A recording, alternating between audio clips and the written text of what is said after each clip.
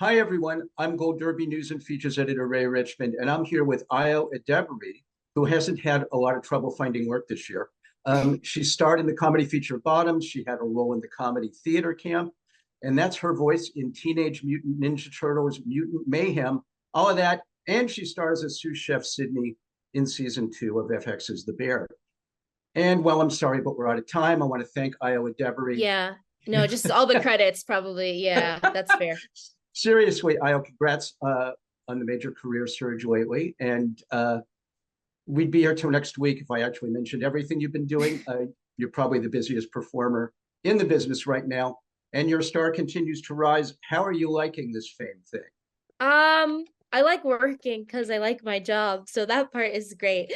And if it means that people are responding to the work, then I have truly zero complaints. It's like a dream come true. Also, like my parents are both immigrants, and like my dad loves TV movies, but there's like definitely an element of like, what did you do for a long time? And now it's very, very comforting that I know that they know what I do. So mostly it's cool because your parents now think, okay, I guess this is a real job. Yeah. So they're like, just to confirm, you won't be moving back. Like, you're done? You're good? You're the only one in America that isn't moving back. So congratulations on that. Listen, you never know. You never know. Well, It's today, a nice spot. My mom's a good cook. So I don't know. We'll see. well, cooking is one thing I wanted to talk about too, but because I'd like to talk mostly today about your work on The Bear. You're so convincing playing a sous chef that it seems like you've been a part of that food world in reality. Were you ever even a waitress? Yeah, my first job was as a waitress and a dishwasher at a nursing home. So that was disgusting. But just the amount of soft foods that my hands would sort of touch. And then Nice. for many years, I worked in restaurants in New York. That's like how I paid for alcohol in college, honestly. And I waitressed, I did reservations, I worked at the host stand. So if you ever went to like a nice restaurant in New York and there was like a very tired looking, not very nice young woman, it could have been me at one Oh, point. now it all comes back. You were the one. Thank you.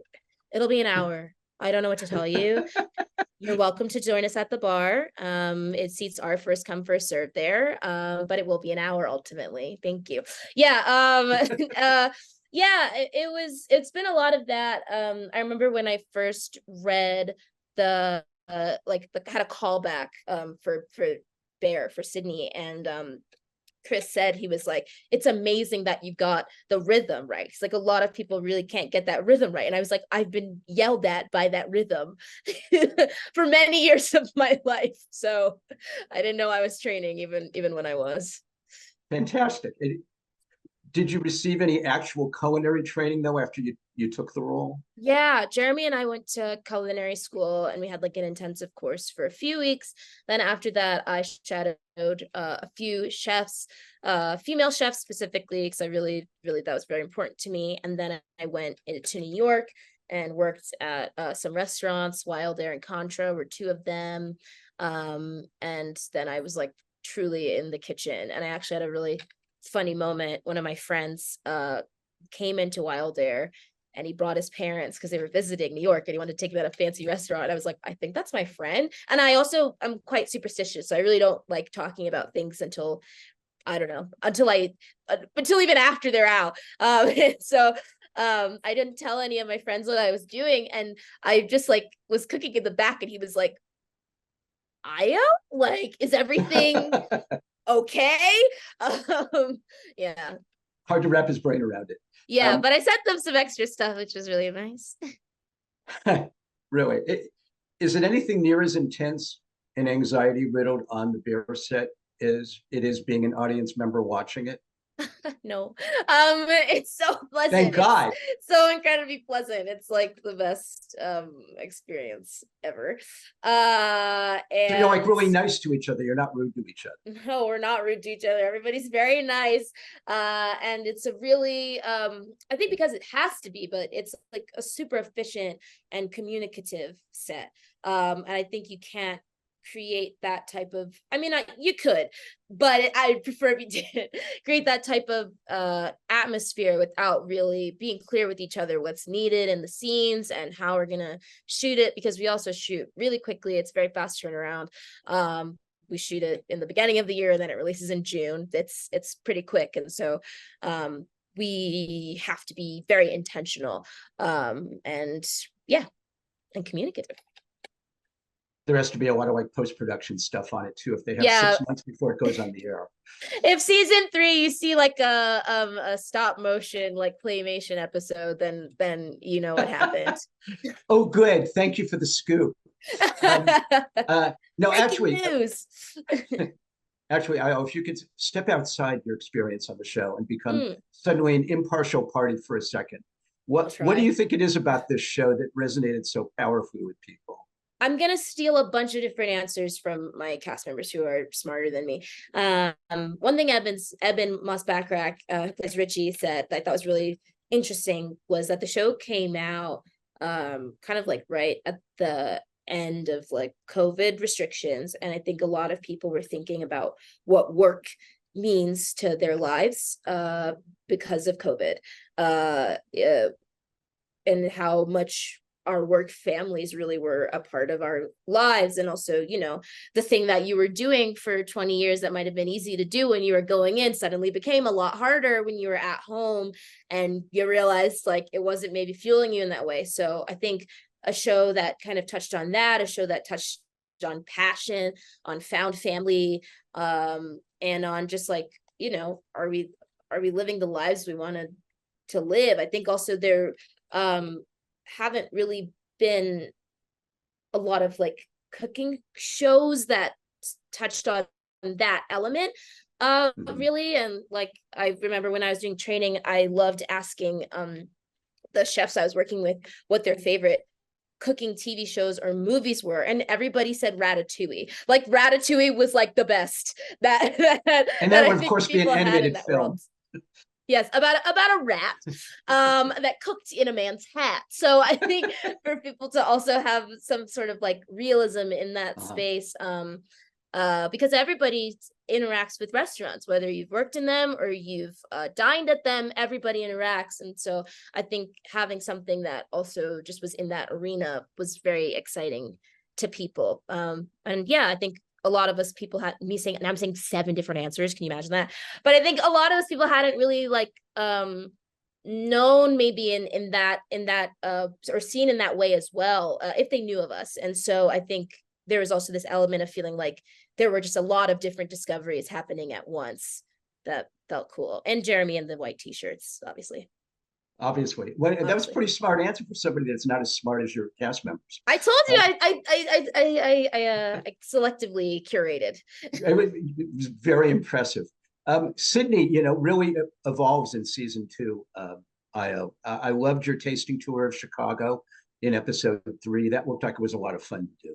A blast, a blast.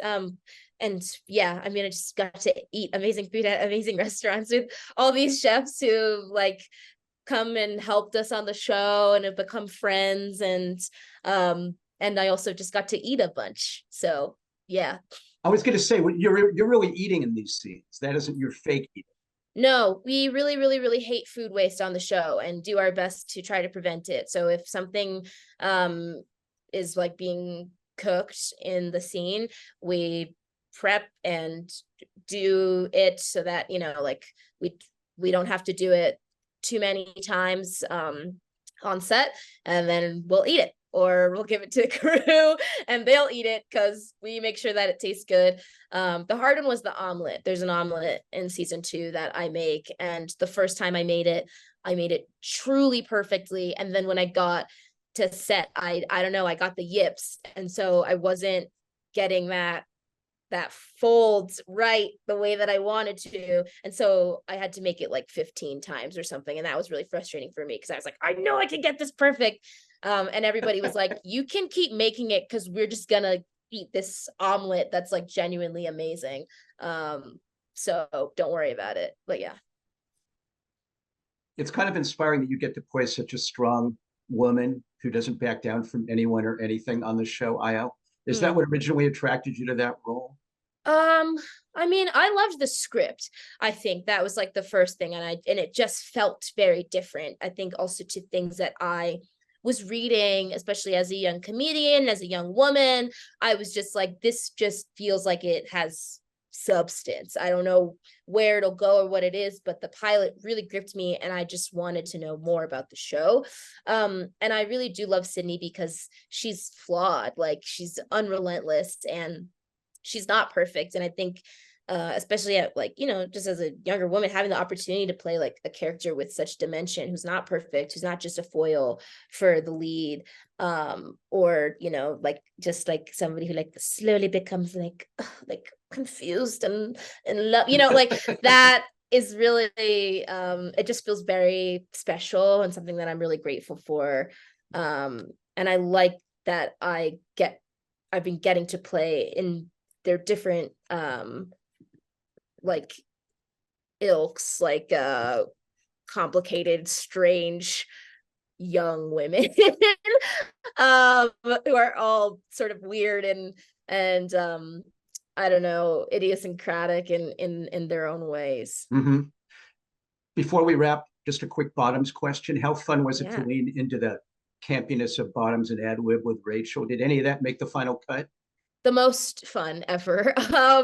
I got to work with two friends who I love, and meet each other again, like as professionals, and really see how we've grown. And like it was very serious to us, but that like the fun was serious to us and the stupidity was serious to us. We wanted to make something that we wish we had when we were younger. And the ad-libbing definitely made the cut. Like it was a lot, like Emma was like, there would be takes where she would just be like, yeah, the words are perfect and just make each other laugh again. And like we could like, I don't know, something was happening. We were sharing a brain. There's like a insane monologue that I do where we're walking in the beginning of the movie that I don't even remember what it's about, but I like am freaking out and I say that I'm gonna get in a relationship with the gay guy at our school, and we're gonna have a child named Hezekiah, and it just go on, it just goes on. But Emma just would be like, dig into that more. And this would just be that take, and I would just be trying to make Rachel break and trying to make myself feel as insane as possible. And for sure, there's definitely a younger version of me that had some sort of spiral like that. Well, there's nothing better than fun stupidity. There's nothing better. I'm told we're out of time. The first two seasons of The Bear are streaming on Hulu. Ayo Edebiri, best of luck this coming awards season and with your busy career. And thanks for joining us at Gold Derby. Appreciate it. Thank you so much.